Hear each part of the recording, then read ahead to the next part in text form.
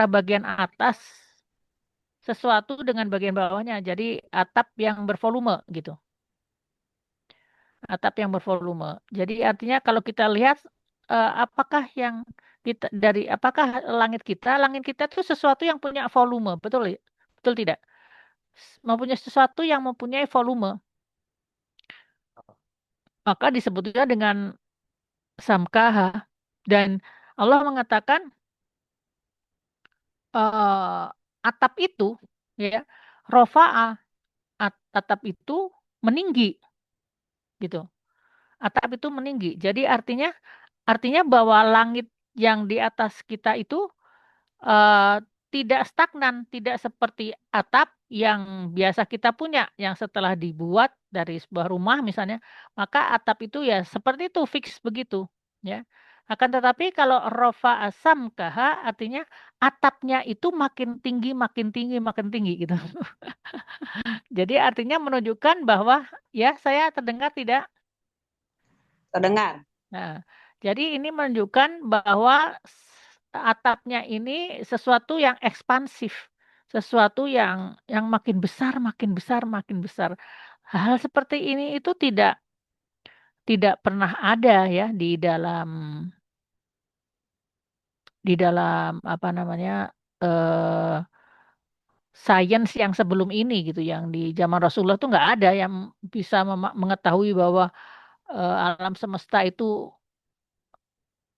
ekspansi atau makin besar, membesar, membesar itu tidak ada teorinya ya, karena tahunya yang baru tahun-tahun terakhir ini kan ada teori Big Bang, kemudian kemudian alam semesta itu berdilatasi, makin lama makin besar gitu ya. Oke, sebentar.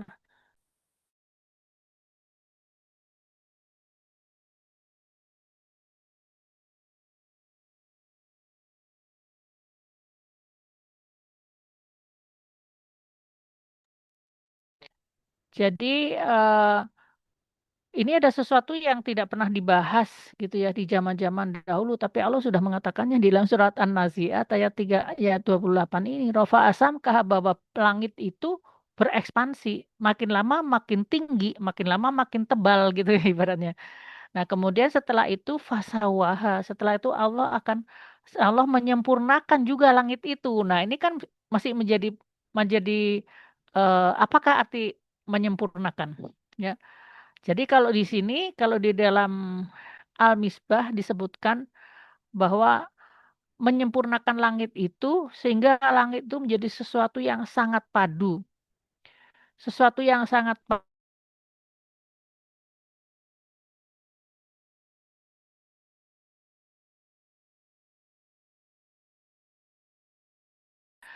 dalam proses ekspansi itu tidak ada sesuatu yang jadi hancur, berantakan gitu.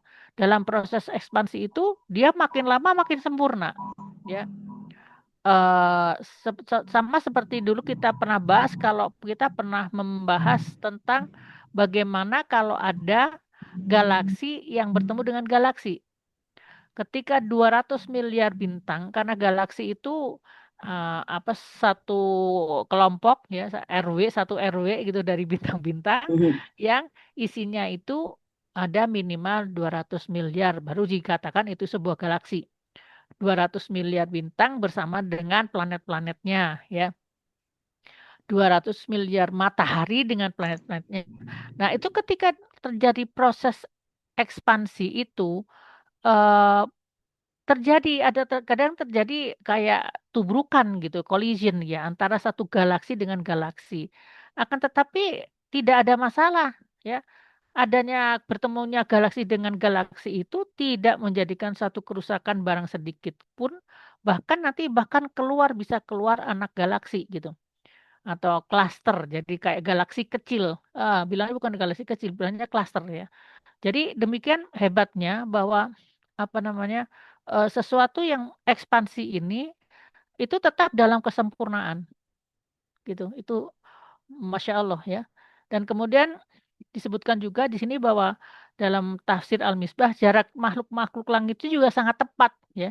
Jarak di antara matahari dengan bumi, bulan dengan bumi kemudian jarak antara satu langit dengan langit, itu semua sudah sangat tepat sesuai dengan kebutuhan manusia di muka bumi. Yuk kita lihat selanjutnya. Silahkan slide selanjutnya.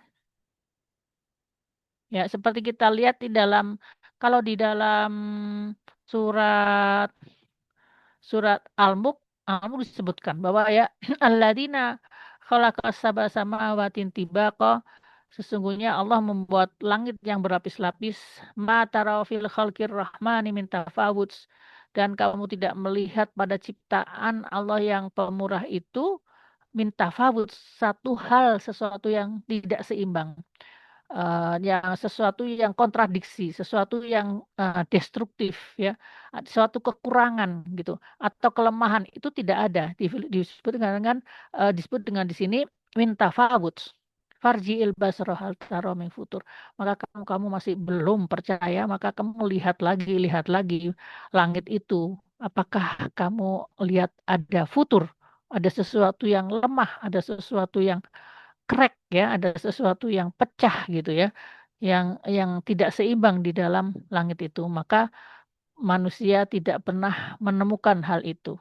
Ya, nanti kita lihat ada pengalaman seorang kosmolog yang masuk Islam gara-gara kebanyakan melihat langit ya. Baik, selanjutnya.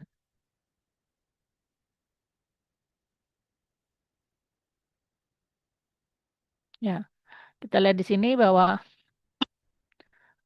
di dalam ini ayatnya tentang kontemplasi ya. Jadi kita akan sedikit sedikit untuk merenung tentang apa yang ada di atas kita ya.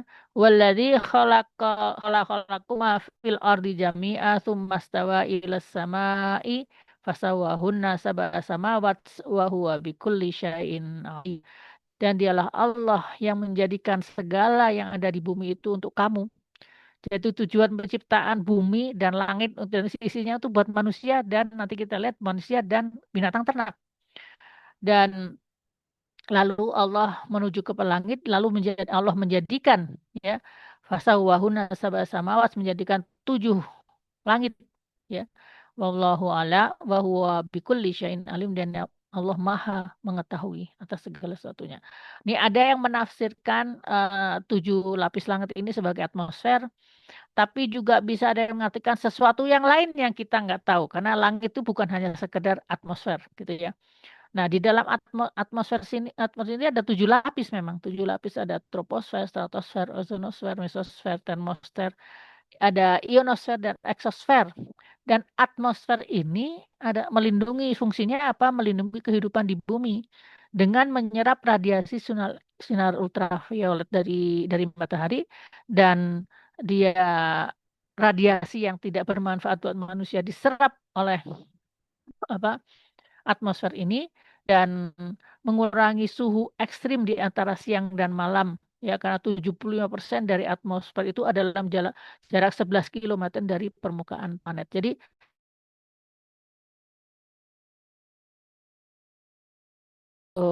apa namanya, ada menangkis ultraviolet, menangkis sinar kosmis ya, gelombang elektromagnetik yang tidak diperlukan oleh kita. Juga kita terhindar dari suhu yang sangat dingin dari luar angkasa ya, karena sekarang aja kemarin kita 18 derajat aja kita udah kelabakan tuh untuk apa kedinginan ya, beberapa hari ini kita merasa dingin. Oke, selanjutnya.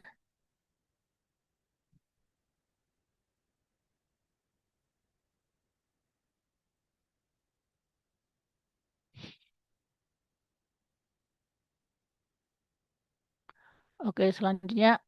Nah, ini jadi untuk melindungi kita dari ultraviolet, untuk mempertahankan kehidupan di muka bumi, karena eh, ada ada lapisan ozon ya, ozon itu akan menjadi penyaring kita dari zat-zat yang tidak di eh, O3 ya, yang tidak diperlukan untuk kita, bahkan bisa berbahaya buat kita, dan itu disaring oleh lapisan ozon ya. Kalau nggak salah lapisan ozon ini ada di daerah em, yang di tengah-tengah ya, ionosfer, sebelum ionosfer ya. Kemudian dia untuk mempertahankan keseimbangan energi, ya, ada supaya air yang di bumi itu tidak keluar dari dari dari permukaan dari langit bumi, ya, sehingga pernah diteliti bahwa jumlah air yang ada di permukaan bumi ini yang naik ke langit kemudian turun lagi sebagai hujan itu jumlahnya sama. Jadi pergerakan ini apa namanya dikontrol oleh atmosfer bumi, ya. Nah, ini kemudian ada lagi melindungi bumi dari benda-benda asing seperti meteorit, ya, yang masuk ke dalam bumi dengan apa namanya adanya gravitasi, dan ini dia akan terbakar pada lapisan mesosfer dan ionosfer. Jadi meteor-meteor tuh gedenya bisa segede Bandung, ya. Dan ini kalau jatuh menimpa kita ya mati semua lah. Akan tetapi dengan adanya atmosfer terutama di daerah mesosfer dan ionosfer, maka dia akan terbakar dan jatuh ke bumi itu nggak ada yang bahkan sampai tidak ada sepeser pun tidak sebutir pun dari batu yang sampai turun ke bumi, ya. Kemudian regulator temperatur, ya. Jadi memang seperti selimut, ya, buat kita. Oke, selanjutnya dalam surat Al-Mulk ayat 4 disebutkan, ya. Kemudian pandanglah sekali lagi, maka kamu akan melihat, ya. Sumarji'il basara karrata ini yang qalibu ilaikal basaru khasi'aw wa huwa hasir.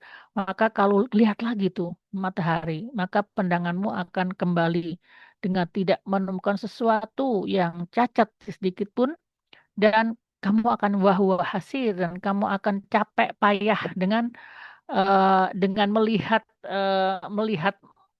melihat alam semesta itu karena karena terlalu hebatnya, terlalu luasnya dan terlalu banyak teka-tekinya, ya. Oke, selanjutnya kita tadabur, ya, tentang kita sendiri dan langit itu. Wah, perbandingan matahari dan planet itu seperti ini, ya. Di bumi kita lihat kecil sekali, ya, matahari sebesar kalau kita sebesar biji matahari kita. Bumi kita sebesar biji beras. Matahari sebesar apa? Apa teh ini? Apa ya? Besar banget ya? Apa Besar ya? banget, ya. Heeh, besar banget, ya. Apa di dunia ini yang Segede sekian itu ya. sekian ribu kali daripada biji beras? Duren.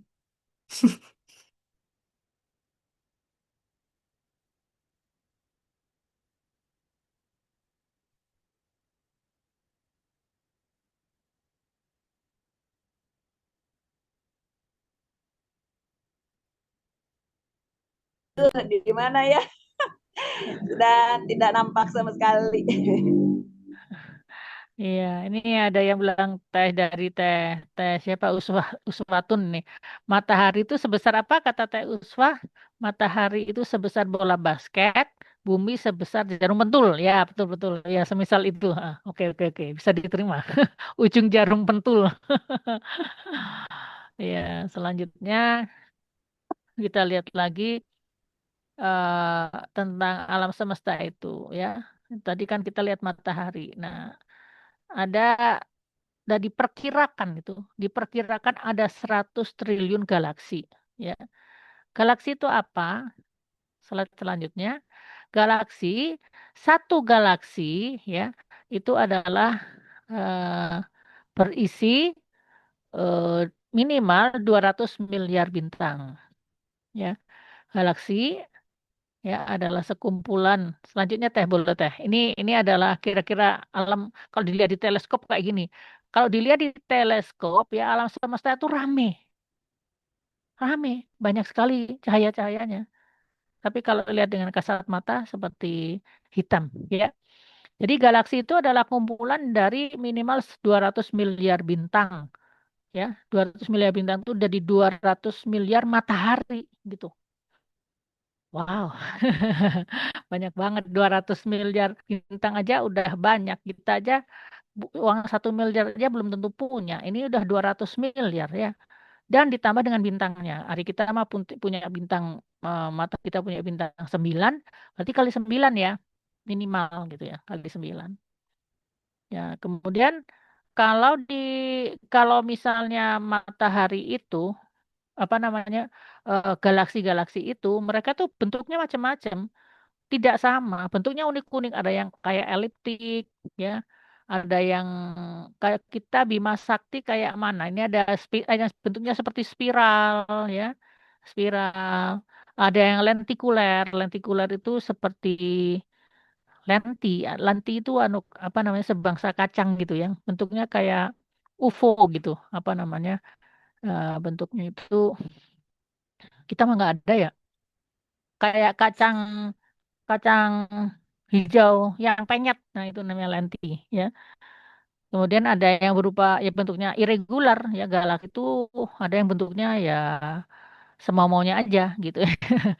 Nah ini tuh kurang lebih ya dari ini galaksi yang bentuknya macam-macam ini diperkirakan gitu kan ada sekitar 100 triliun galaksi ya.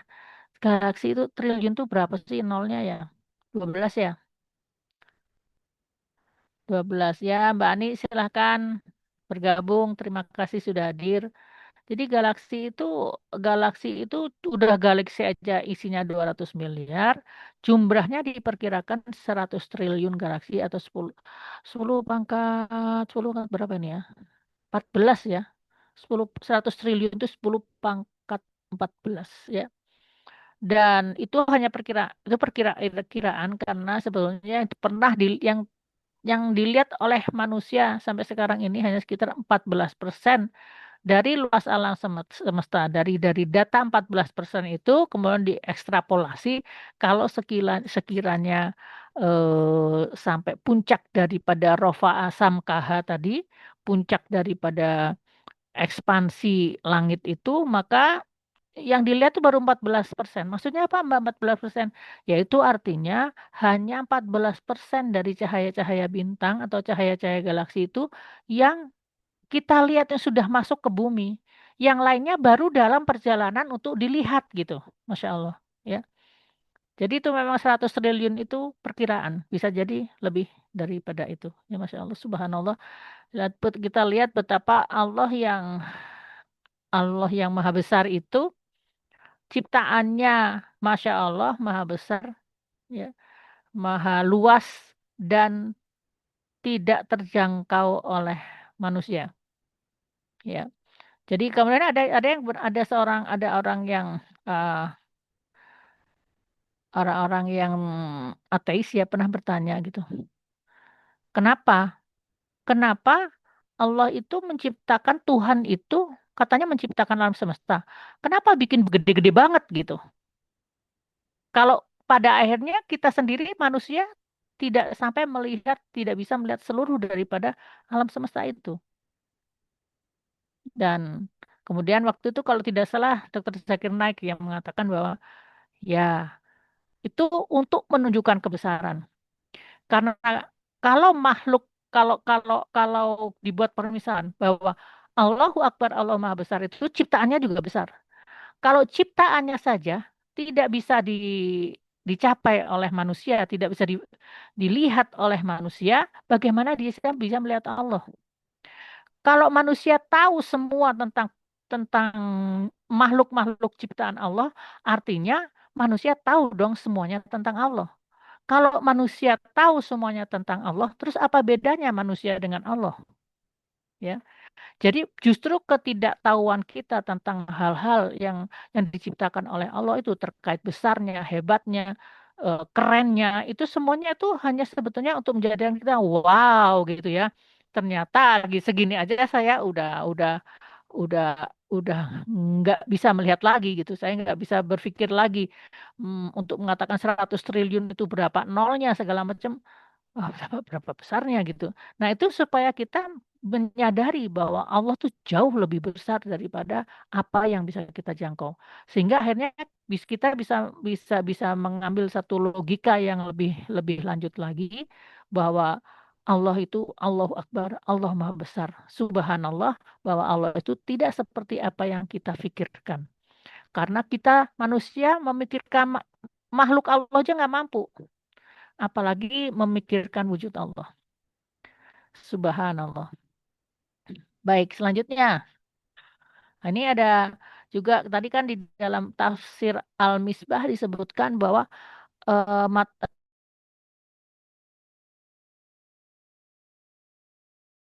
dengan jarak-jarak yang paling paling paling paling ideal. Jadi misalnya kita lihat ini jarak antara ya jarak antara kita dengan matahari saja ya. Jika jika jarak kita lebih jauh dari yang sekarang ya. Jadi kita 1 meter saja ada penelitian menghitung 1 meter saja kita menjauhi eh, bumi kita Matahari. menjauhi matahari, maka planet itu akan terlalu dingin. Pada akhirnya dia akan makin dingin, makin dingin, makin dingin, sehingga siklus airnya nggak stabil, sehingga akan terjadi airnya akan menjadi es dan akan terjadi es di seluruh permukaan bumi. Dan kita masuk dalam zaman es dan semuanya mati. Nah itu, itu kalau 1 meter saja, ya, 1 meter saja kita apa namanya lebih jauh dari matahari, ya. Kalau kita lebih dekat 1 meter ke arah matahari, maka planet kita akan terlalu panas dan siklus air juga akan tidak stabil, akan terjadi penguapan sehingga akhirnya bumi kita akan menjadi gersang. Menjadi gersang akhirnya jadi apa namanya padang pasir. Akhirnya kita sendiri padang pasir tidak banyak penghuninya, akhirnya ya bumi ini akan mati juga. Jadi sedemikian tepatnya hingga ini baru perhitungan manusia ya. Kalau dimundurin, dideketin 1 meter itu seperti apa? Dan itu efeknya itu sangat katastrofik gitu buat bumi ini gitu.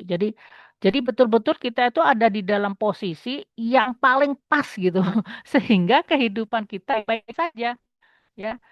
Matahari tetap bersinar dan air tetap mengalir. Masya Allah, Subhanallah. Kemudian kita tadabbur lagi tentang ketebalan kerak bumi. Ketebalan kerak bumi itu antara 0 sampai 100 kilometer. Ya, kerak bumi itu maksudnya yang paling luar nih loh, yang paling luar ya, eh, kulit kulit bumi lah. Ya, kalau kulit bumi itu terlalu tebal, ya, maka terlalu banyak oksigen yang berpindah dari atmosfer ke kerak bumi. Akhirnya kita manusia akan kekurangan oksigen. Dan kalau kerak bumi itu terlalu tipis, maka aktivitas tektonik dan vulkanik akan terlalu besar dan kita akan selalu bergoyang-goyang. Masya Allah, Alhamdulillah. Jadi Allah menciptakan kerak bumi itu antara 0 sampai 100 kilometer itu udah yang paling tepat lah gitu. Kalau mau ditebelin lagi bermasalah, kalau ditipisin lagi, kalau ditebelin kita kurang oksigen, tapi kalau ditebelin kita akan maaf, kalau terlalu tebal maka kekurangan oksigen, tapi kalau terlalu tipis maka bumi ini akan selalu bergoyang. Oke. Selanjutnya, misalkan terjadi dengan ciptaan Allah tentang rotasi bumi, maka dalam kecepatan rotasi bumi itu sekitar 1.600 ya, 1.600 kilometer per jam. Kita kalau naik kendaraan itu paling banter 100 ya, 150 udah warning ya. Ini 1.600 kilometer per jam ya. Dan itu sudah paling tepat kalau jika lebih lama ya, artinya perputarannya itu lebih lambat, maka perbedaan suhu siang dan malam akan terlalu besar dan kita akan jadi sering sakit. Tapi kalau dia itu berputar terlalu cepat, maka kecepatan angin yang ada di atmosfer itu juga terlalu tinggi.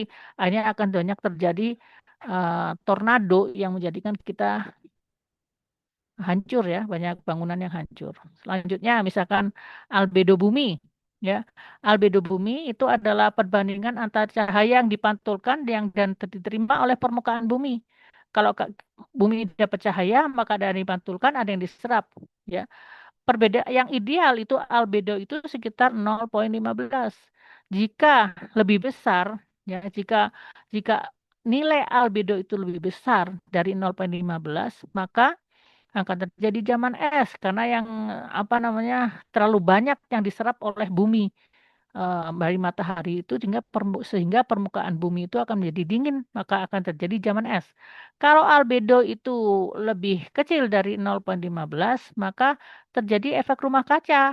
Ya, artinya akan terjadi banyak pantulan dari sinar matahari itu ke atmosfer sehingga atmosfer itu akan memanas dan kita akan mengalami global warming atau kepanasan, akhirnya nanti es di kutub akan menjadi cair dan kita akan kebanjiran dan banyak hal-hal yang terjadi yang seperti sekarang ini sebetulnya ya.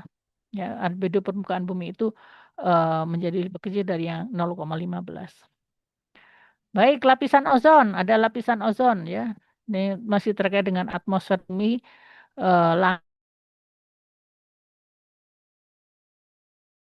Itu sudah pas seperti itu ya. Eh, apa namanya sudah ini ozon adalah O3 ya. Dan ketebalan dari lapisan ozon itu sudah pas ya. Kalau ozon itu lebih tebal, maka suhu permukaan bumi itu akan menjadi turun. Jadi akhirnya terjadi zaman es lagi. Kalau permukaan lapisan itu sudah menjadi lebih tipis, maka suhu permukaan bumi akan menjadi panas karena terlalu banyak radiasi ultraviolet. Dan dampak lapisan ozon ini memang harus harus lapisan ozon ini harus apa namanya? Harus diusahakan seperti saat dia diciptakan, kalau enggak bisa masalah kalau lapisan ozon menipis, maka akan terjadi kanker kulit. Zaman sekarang banyak sekali terjadi kanker, katarak ya, menurunkan imunitas tubuh. Orang zaman sekarang tuh sakit-sakitan dibandingkan orang dulu ya, menurunkan hasil panen, memusnahkan kehidupan laut ya. Ada pemanasan global dan pencarian es di kutub. Baik, selanjutnya kita lihat intermezzo aja. Untuk menjaga kadar ozon, slide selanjutnya untuk menjaga kadar ozon, maka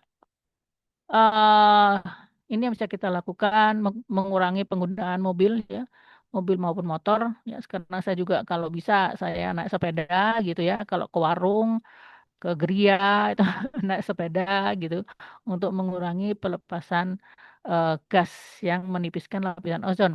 Lalu kita menghindari penggunaan pembersih rumah tangga yang ramah lingkungan yang terbuat dari bahan alami ya. Seperti kita pernah pelajari, kita pernah bikin ekoenzim ya. Menghindari penggunaan pestisida kimia karena itu juga akan menjadikan lapisan ozon kita menipis ya.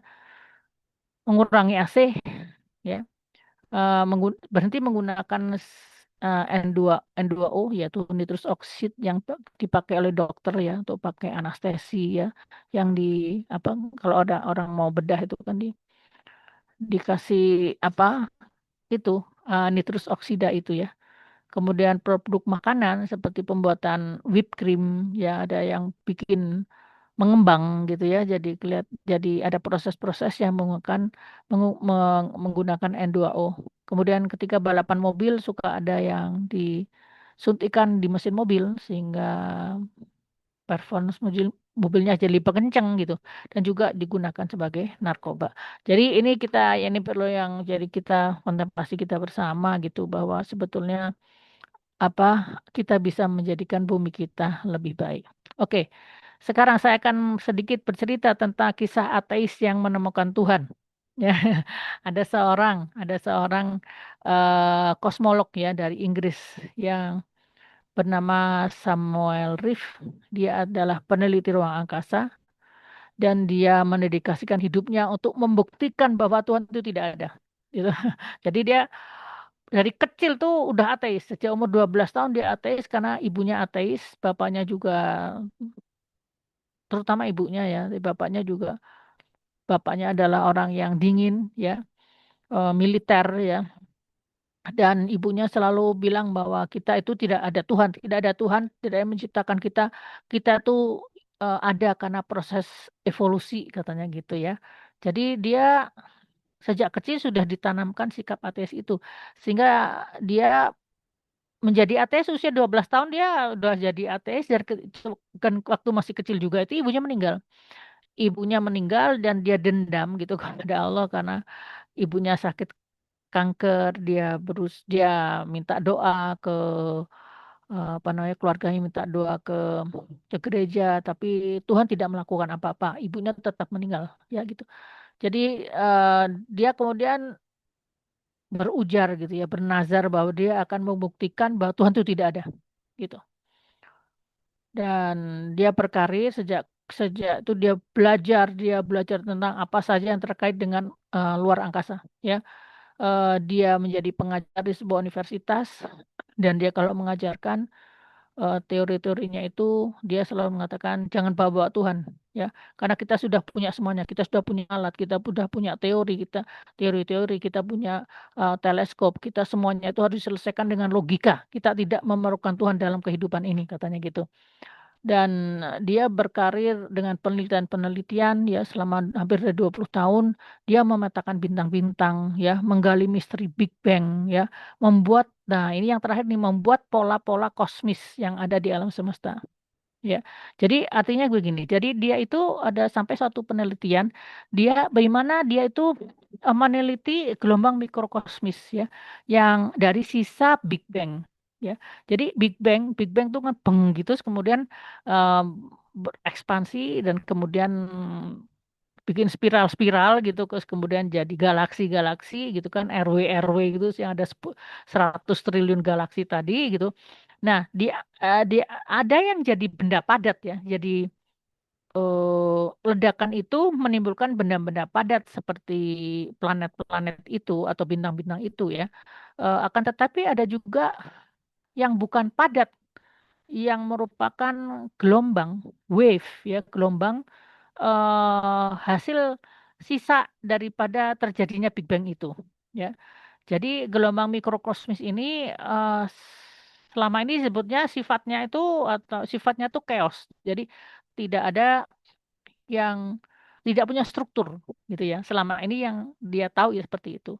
Maka kemudian dia mencoba untuk meneliti ya, dia punya metode, dia juga melihat gitu setelah data dari alam semesta itu dimasukkan komputer, kemudian dia punya filternya ya, kemudian dia ada metode-metodenya gitu.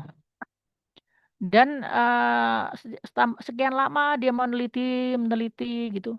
Loh, ternyata gelombang-gelombang mikrokosmis itu ya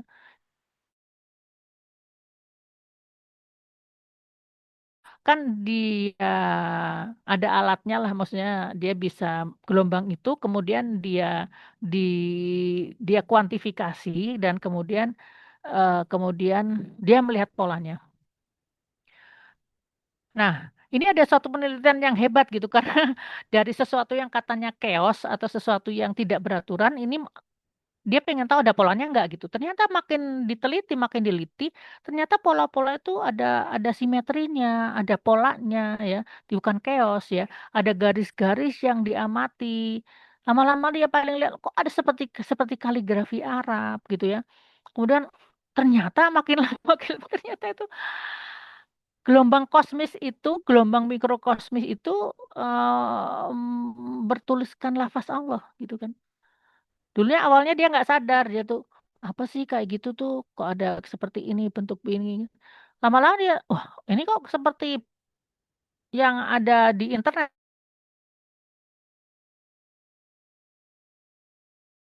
Dia nggak bisa tidur. Setelah dia menemukan itu dia nggak bisa tidur dan dia kemudian wah saya ini gila atau apa ya, karena memang ada apa namanya, ada istilahnya gitu, kalau terlalu banyak ngelihat ruang angkasa katanya itu ada sindrom tertentu di mana orang tuh kalau kita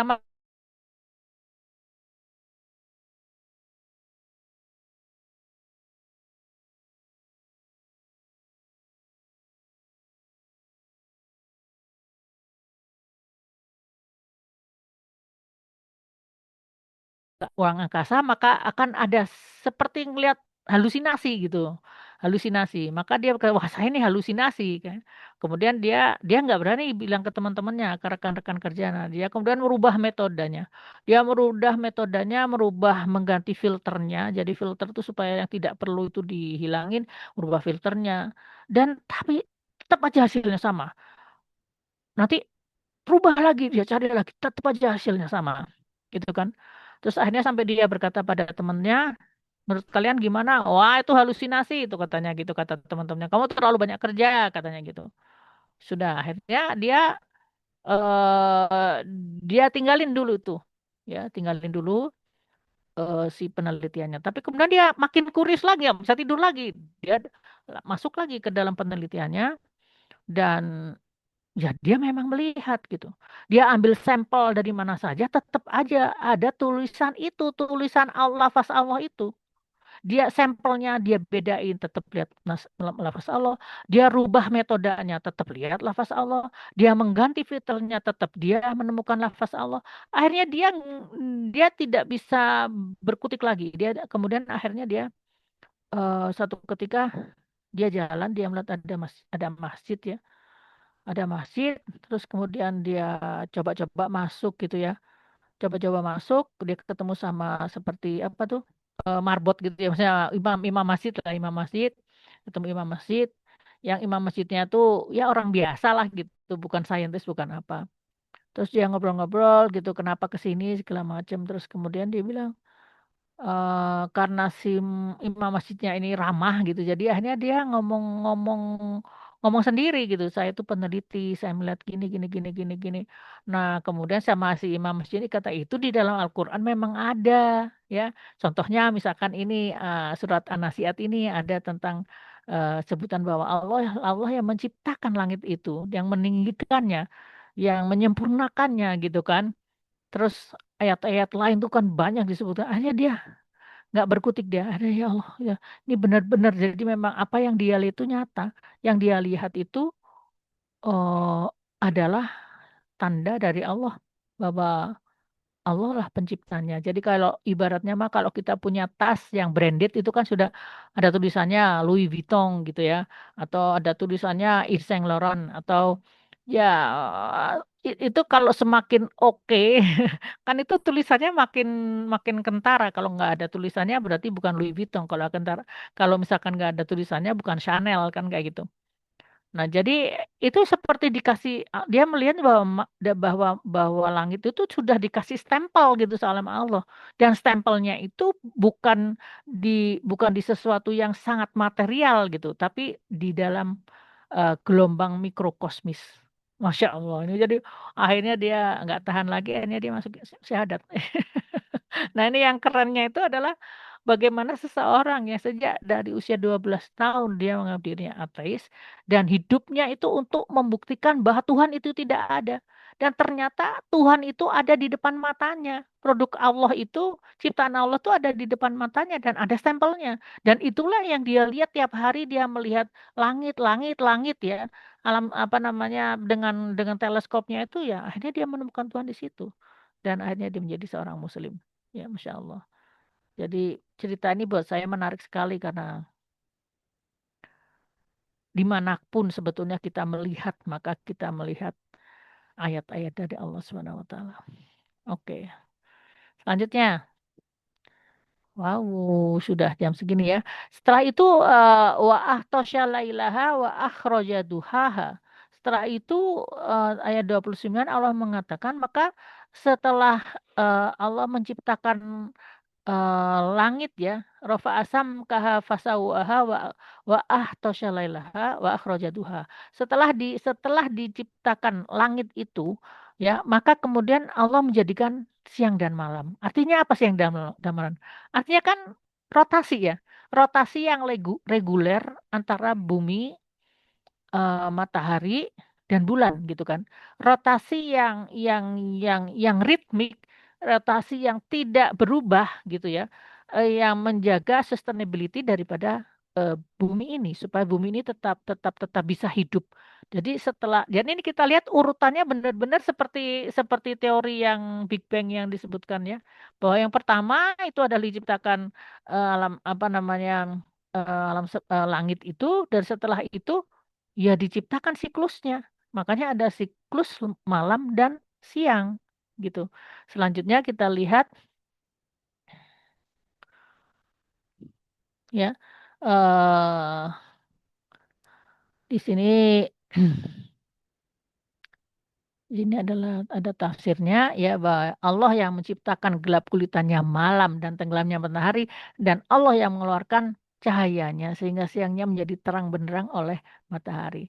Tapi kalau dari dunia apa, adakah kita tinjau dari segi apa, eh, rotasi-rotasi bumi tadi, maka kita lihat bahwa Allah itu menstabilkan rotasi dari bumi, matahari, dan bulan, sehingga akhirnya kita punya siang dan malam yang reguler gitu, ya, yang reguler artinya yang menjadikan kita masih tetap bisa hidup. Dan dengan adanya rotasi bumi itu kita juga bisa mendapatkan banyak manfaat ya, manfaat tidur karena ternyata tidur itu enak ya, tapi ternyata tidur itu di balik keenakan itu ada banyak manfaatnya ya. Karena dengan tidur itu bisa meningkatkan sistem kekebalan tubuh. Kalau orang kurang tidur aja coba, kan gampang sakit. Ya. Kemudian manfaat tidur lagi mengendalikan nafsu makan. Kalau tidurnya kurang, misalnya kita begadang nih, pagi-pagi pasti udah pengen makan besar gitu. Karena kita kurang tidur. Ya, jadi kalau kita tidurnya cukup, maka nafsu makan juga akan lebih terkontrol. Menjaga kesehatan jantung, ya orang yang berpenyakit jantung, ya kalau kurang tidur itu besoknya tuh limbung, merasa ada kadang-kadang merasa bengkak kaki tangannya atau jantungnya berdebar lebih kencang. Jadi perlu perlu nambah jatah tidurnya di siang hari. Kemudian tidur juga memperbaiki suasana hati. Ya ini jadi ingat saya juga dulu waktu saya masih kecil kalau saya ngambek itu tidur saya. Kalau ngambek daripada saya nggak bisa ngapa-ngapain ya udah, daripada saya kesel bete udah tidur. Habis tidur suasana hati menjadi lega kembali ya. Yang kelima meningkatkan daya ingat. Jadi buat kita-kita yang mungkin sudah usia, hendaklah tidur yang cukup karena itu bisa kurang tidur bisa menurunkan daya ingat kita, yang membuat kita panjang umur dan membantu menyalurkan emosi. Oke, coba kalau kita mau coba manfaat siang, coba nanti di chat aja manfaat siang. Coba teman-teman coba di chat tentang apakah manfaat siang buat kita. Selanjutnya Teh Ika, slide-nya. Ya. Teman-teman, coba sebutkan manfaat siang. Silahkan berbagi di kolom chat. Ya, oke. Selanjutnya kita lihat lagi. Wal ardo ba'da dzalika dahaha. Ya, wal ardo dan bumi itu ba'da dzalika, setelah itu maka dahaha, dihamparkan. Apa artinya? Jadi bumi itu kan tadi kan disebutkan ditinggikan langitnya, kemudian dibuat berputar ya, semua anggota-anggota angkasa itu diputar sehingga kita mendapatkan siang dan malam. Setelah itu ke bumi ya, setelah mendapatkan suasana yang baik untuk bumi, yang bumi itu tidak terlalu bergejolak, maka Allah tuh menghamparkan bumi itu. Apa maksudnya menghamparkan? Kita lihat di sini ya. Seperti mungkin selanjutnya Teh Ika, dua lagi, satu lagi. Nah, satu lagi. eh Teh Ika mundur nih, Teh Ika mundur, jangan mundur Teh, maju Teh. Nah, udah stop ya. Jadi pada awal ketika bumi itu mulai berputar untuk bumi, bulan, bintang berputar untuk mencapai siklus yang dia apa namanya yang stabil, maka sebelum itu bumi itu belum ada bisa dihuni manusia karena bumi itu masih berupa lava yang berputar, berupa bola yang berputar, kemudian akhirnya ada daratan, ada lava yang berputar ya, kurang lebih mungkin gambarannya seperti inilah ya. Jadi ini untuk menunjukkan bahwa pada awal wal ardo ba'da dzalika, setelah bumi makhluk-makhluk itu berputar untuk dapat dapat dapat apa frekuensi yang memang dibutuhkan oleh manusia, maka dahaha, maka Allah menghamparkannya. Jadi artinya pada saat penciptaan bumi itu belum belum belum belum daha, belum belum belum datar gitu kan. Jadi kondisinya memang tidak stabil, panas ya, dan tidak bisa dihuni. Nah, saat itulah belum ada penciptaan manusia. Padahal jadi penciptaan manusia itu dibandingkan dengan penciptaan bumi, manusia tuh lahir ada pada 94,6% dari umur bumi, dari prediksi umur bumi gitu. Jadi bumi itu disiapkan oleh Allah sampai ratusan tahun sampai menjadi sesuatu yang bisa dihamparkan, ya. Itu makna dari ayat ini, ya. Setelah Allah menghamparkan bumi ini, artinya menjadi sesuatu yang datar, yang stabil, yang bisa diinjak, ya. Maka disebutkan setelah itu dalam ayat 31, akhraja minha ma'aha wa mar'aha. Maka Allah kemudian memancarkan mata air, ya. Setelah buminya datar, Allah memancarkan mata air dan kemudian eh wa mar'aha dan juga menumbuhkan tumbuh-tumbuhan, ya. Jadi tahapnya seperti itu. Setelah sudah bumi dingin, sudah bumi sudah dingin, maka kemudian oleh Allah dibuatkanlah air-air yang dingin, ya, bukan lava lagi, dan kemudian ada padang rumputnya, wa mar'aha, ya. Kemudian selanjutnya wal jibala arsaha. Setelah itu, setelah keluar dari apa-apa yang diperlukan dari manusia, yaitu apa tadi, air dan dan padang atau tumbuh-tumbuhan, maka Allah wal jibala arsaha. Maka Allah mulai, ya, melipat bumi itu, ya. Kerak-kerak bumi itu dilipat oleh Allah sehingga terjadilah gunung-gunung. Dan gunung-gunung itu adalah arsaha yang menjadi pancang, yang menegakkan, yang meneguhkan lapisan kerak bumi sehingga kerak buminya stabil, ya. Selanjutnya Taika, kerak buminya stabil, ya, sebelumnya. Nah, kerak buminya stabil sehingga manusia bisa beraktivitas di atas kerak bumi, ya. Kalau buminya goyang terus, kalau tidak ada gunung, maka bumi itu akan goyang terus dan kita akan kelimpungan terus dan pusing terus dan kita susah untuk beraktivitas, ya, karena sibuk dengan bencana-bencana. Selanjutnya dalam ayat 33, mata'allakum wali an'amikum, dan itu semuanya, ya, jadi ada air, ada bumi, ada tumbuhan, ada tanaman, akhirnya ada hewan, ya. Setelah hewan yang paling tinggi ini adalah predator predator di muka bumi itu adalah manusia, ya. Jadi semuanya itu yang ada di muka bumi itu adalah mata allakum, sebagai suatu kesenangan darimu dan wa an'amikum, dan buat hewan-hewan ternak kamu, ya. Jadi dengan adanya bumi yang seperti kita punya ini, ya, maka, ya, dengan bumi yang kita punya ini kita bisa macam-macam, ya, bisa boleh dibuka slide-nya, ya. Apa ada yang mau komen boleh, ya. Jadi dengan adanya apa sih kenikmatan yang Allah berikan untuk bumi kita, untuk kita kalau kita di muka bumi, macam-macam. Bisa traveling, bisa makan enak, bisa minum air yang jernih, bisa makan sate, bisa bisa makan durian, bisa makan anggur, bisa bisa makan apa tuh namanya, lotek, ya, soto, ya, itu semuanya kan karunia dari Allah semuanya. Karena itulah kita diingatkan dalam ayat ini, diingatkan semua yang Allah ciptakan itu, ya, adalah mata'allakum bali an'amikum, untuk kita, untuk manusia dan juga untuk hewan-hewan itu. Ya, artinya kenapa kenapa di sini ada hewan ternak gitu? Kenapa nggak buat kita aja gitu? Ya karena Allah di sini mengatakan bahwa kalau dalam dalam dalam tafsir disebutkan ada ini adalah bukti kasih sayang Allah. Artinya kepada hewan aja Allah juga sayang, apalagi kepada manusia. Dan manusia juga boleh makan hewan-hewan ternak itu. Boleh bikin sate, boleh bikin apa namanya steak, ya, boleh bikin gepuk, ya, boleh bikin pepes, ya, boleh bikin macam-macam makanan yang enak-enak. Itu semua adalah bukti kasih sayang Allah yang tidak terhingga kepada kita manusia.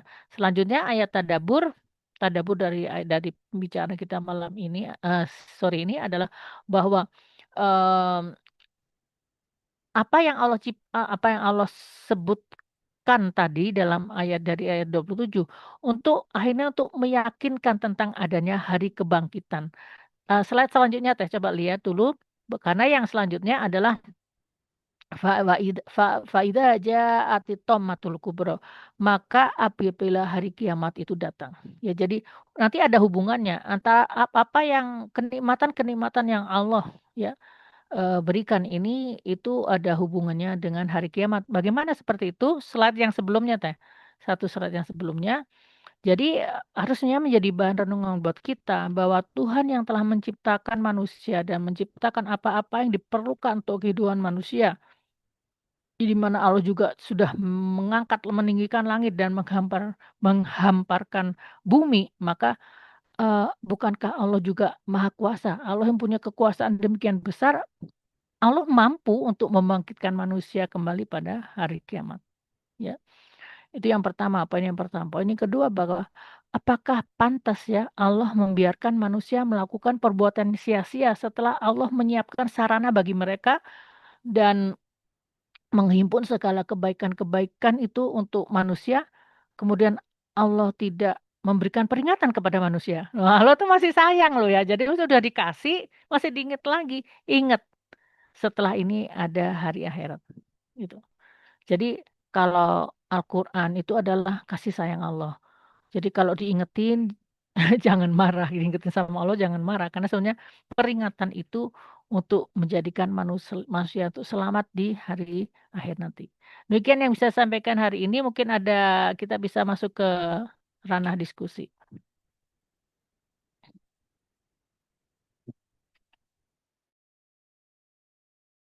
Ya, Insya Allah. Jazakillah khair. Atur nuhun, Bunda Hani. Silahkan ya, kita masuk ke sesi diskusi, tanya jawab, boleh juga berkomentar, sharing, sangat boleh. Kita lihat dulu chat ya, Bunda. Boleh lihat chat. Kolom chat tentang manfaat siang. Teh uswah buat pertumbuhan. Hmm, Contohnya bayi perlu berjemur biar bilirubinnya normal. iya. Supaya nggak ungu ya, supaya bayinya tidak biru gitu kan. Ya, jadi kebayangkan bahwa matahari ya yang kita anggap biasa-biasa itu saja bisa untuk menjadikan pertumbuhan dari anak-anak bayi ini menjadi sehat, bisa menyembuhkan masalah bilirubin ya. Sebelum saya masuk ke yang pertanyaan selanjutnya. Kebetulan saya itu kemarin melihat sebuah artikel di YouTube ya tentang manfaat matahari. Jadi terima kasih Teh Uswah untuk sharingnya. Itu ada cerita di YouTube tentang seorang anak kecil yang dia mempunyai penyakit di paru-parunya, ya dia kanker paru-paru, ya usianya sekitar 14 tahun. Dia berbaring lama di rumah sakit, bahkan di ruang ICU, dan dokter menyatakan bahwa umurnya nggak lama lagi, gitu. Umurnya mungkin 3 hari lagi katanya, karena semua sistem tubuhnya udah fail semua. Kemudian anak ini akhirnya dokter mengatakan pada keluarganya, ya kita akan menuruti semua apa yang mau eh, seperti apa last request gitu mau. Ya, anak ini pengen apa kita turutin aja gitu kan. Terus kemudian ditanyakan sama anak ini, kamu pengen apa gitu. Terus dia bilang, saya pengen di matahari katanya gitu. Saya pengen di luar. Saya pengen berbaring di luar katanya. Karena itu permintaan terakhir oleh dokter tuh dikabulkan. Jadi akhirnya dia dibawa jadi apa sistem sistem mediknya itu ya peralatan medisnya itu dibawa keluar. Jadi segala macamnya lah tuh detektor jantungnya kayak atau apalah alatnya nitut itu semuanya dibawa. Ya. Semuanya dibawa keluar untuk request terakhir itu dari anak ini. Tapi setelah 3 hari ini nggak mati, dia nggak mati, dia nggak mati itu. Terus kemudian jadi diteruskan sampai sampai seminggu sampai akhirnya 2 minggu dia boleh pulang. Dia boleh pulang, tapi karena dokter juga sebetulnya tidak punya obat buat penyakitnya itu, dia udah final, ya, final stage gitu. Dan ternyata dia boleh pulang di rumah terus dia melanjutkan berjemur gitu. Sampai sekarang masih hidup dia. Keren ya. Jadi kan sekarang tuh juga ada yang mengatakan bahwa bahaya matahari nanti bikin apa. Iya memang ada bahaya kali Kak, lapisan ozon itu menipis, tapi bukan berarti bahwa matahari semuanya berbahaya ya. Ada saat-saat terutama di masa di pagi entah di jam 7 sampai jam 9 itu adalah, ada yang mengatakan sampai jam 10 itu adalah baik gitu, matahari itu baik buat kita gitu. Jadi buat kita semua pelajarannya, yuk kita sering-sering berjemur ya. Banyak penyakit kita di Indonesia tuh banyak kekurangan vitamin D loh, hanya karena kita banyak yang pergi ke kantor pagi dan pulang sore jadi nggak dapat sinar matahari ya. Buat yang sudah punya kesempatan, marilah kita banyak-banyak berjemur untuk mendapatkan kesehatan lebih baik. Terima kasih Teh Uswah. Selanjutnya dari siapa lagi? Wah, Bu Moderator. Oh ya Bunda, Apa Teh? Hmm. Manfaat siang fotosintesis. fotosintetis ya. Kalau fotosintetis jadinya apa Teh Ika? Ya itu kan asal mula kita bisa menikmati segala yang kita Lotek konsumsi. ya. Iya, kalau nggak ada fotosintetis, nggak ada kacang panjang, nggak ada bonteng ya, nggak ada sayur apapun ya. Ada Akhirnya sambal. kita nggak ada sambal, nggak ada apa-apa. Jadi akhirnya ya masalah kita kalau tidak ada siang ya. Kalau malam terus tanaman mati semua ya. Tumbuh-tumbuhan mati semua. Ya, terima kasih Kak Ika. Ini benar-benar bagus nih fotosintesis ya. Iya, betul. Selanjutnya dari Bu Ai Sri Suhartini untuk mencari rezeki. Untuk mencari rezeki, ya. Jadi oleh Allah diberikan tubuh yang lebih kuat di siang hari, ya. Hormon-hormon untuk aktivitas itu apa namanya tersekresi ke tubuh kita, darahnya kita punya punya waktu untuk mencari rezeki. Ya, terima kasih Bu Ai. Selanjutnya, Untuk aktivitas dari Bu Warniti. ya, iya, untuk aktivitas ya, aktivitas juga buat kita jadi amal soleh juga, ya. Jadi kalau kita aktivitasnya berkah ya bisa jadi amal soleh kita. Terima kasih Bu Waniti. Dari Bu Filah mencari rezeki dan beraktivitas. Sama ya Hmm, dengan Bu pas ya, Ai dan berarti Bu terima Warniti. kasih Bu Vila ya. Sama. Teh Rina, berjemur di pagi hari baik untuk meningkatkan kalsium. Ya, betul. Ya, kalsium ini baru yang kita tahu ya, kalsium, D3, bilirubin. Ini baru yang kita tahu. Yang lainnya, Masya Allah, yang tadi saya bilang ada yang sakit kanker, kanker sampai dia sembuh, ibaratnya hanya dengan matahari, karena dokternya udah give up. Dokternya udah nggak ada nggak obat udah dia tinggal 3 hari lagi dan bisa sembuh dengan matahari, Masya Allah. Baik, terima kasih atas partisipasinya teman-teman semua. Ada yang mau ditambahkan? Kita masih punya waktu berapa menit, Taika? Masih ada 2 menit, insya Allah. 2 menit. Ya, silakan. Ada yang mau komen, bertanya, atau apapun. Ya, ini ada Teh Marina, Teh Desi, kemudian Teh Inai, Bu Handayani, Teh Uswa. Silahkan ya. Terakhir mungkin ya, sebelum kita tutup. Mangga kalau ada. Bu Arniti, Teh Siti, mangga. Bu Nani juga ada nih. Bu Filah, Bu Ai, Bu Yeti. Silahkan, kita masih ada waktu. Ibu Yeti, tetangga saya yang baik hati. Damang, Ibu. Kalau dari Taika, ada lagi Taika? Alhamdulillah. Oh, Bu Yeti, ya. Ada yang mau disampaikan, Bu Yeti? Wah, ini lagi prepare untuk dinner. Jadi agak Oh, lari ke sana sini. ah, iya, iya, iya. Ini hari weekend ya, jadi keluarga pada Iya, kumpul ya, Bu. Ya. Semoga Bu Yeti iya. tetap sehat ya. Amin. Terima kasih Bu Hani. Bu Hani juga ya, sehat-sehat Iya, selalu. iya Bu, makasih doanya. Saya sangat memerlukan doa itu. Terima kasih, terima kasih. Hmm. Baik, makasih. Selanjutnya ada yang mau ditambahkan 1 menit lagi? Teh Ika terakhir, Teh Ika atau Teh Tini? Ya, eh, semoga tambah-tambah apa ya? eh, Ya ayat-ayat Allah teh mendarat indah begitu kira-kira ya, karena eh, ya begitu. Sampai selesai.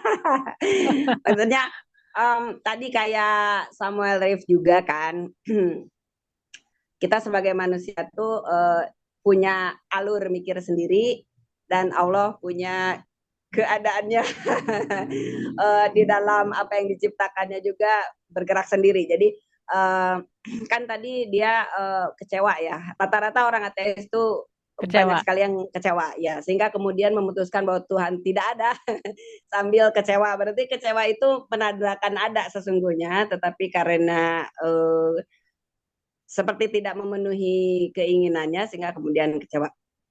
Iya, Nah, betul. itu menunjukkan bahwa ada pola kerja Allah begitu kira-kira, yang sebenarnya mau tidak mau karena kita diciptakan, maka kitalah yang secara keadaan memaksa kita untuk beradaptasi kepada Allah. Tidak bisa tidak gitu Mbak Hani, karena kan Allah pencipta Allah udah sebenarnya. mutlak, ya Allah sudah mutlak. Jadi Betul, kita yang harus bikin effort, kita yang harus bikin betul movement sesungguhnya. ya, kita Suka harus move tidak on. suka.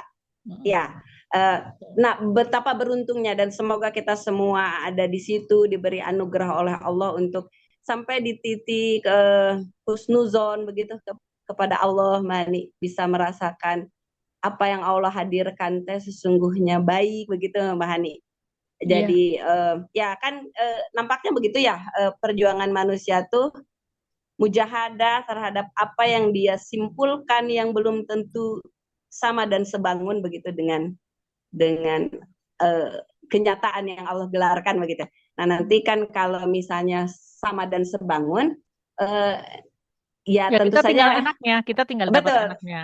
Ya yang enaknya adalah kita, dan semoga mudah-mudahan kita apa day by day before we leave the world kita sampai sudah sinkron apa ya, kayak ridho kalau bahasa apa sih, kayak surat Al-Bayyinah, radhiyallahu anhum an. Jadi kita saling bisa menerima Menerima ya, begitu, satisfy dengan apa satisfy, like yang understanding. ya Iya, raditu billahi robba, ya, kan?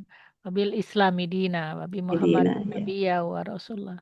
Ya itu ujung daripada kenikmatan di dunia dan di akhirat itu adalah kita bisa ridho terhadap ketentuan Allah. Dan ketika Iya, kita ridho, maka semuanya akan jadi sinkron buat kita. Maka kita hanya akan iya, mendapatkan kebaikan, iya, kita mendapatkan jalan, dibukakan jalan, kita akan menjadi tenang, menjadi lapang, iya, dan menjalani kehidupan ini dengan lebih lebih nyaman. Ya, lebih sekian. nyaman. Ya. Saya terima kasih atas kehadiran teman-teman semuanya.